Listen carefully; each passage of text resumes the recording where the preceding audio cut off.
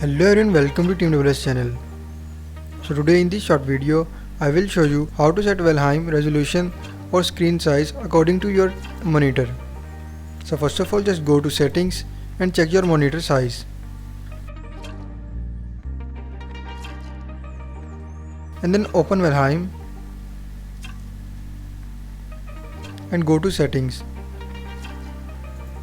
Then go to graphics and here set resolution according to your monitor size.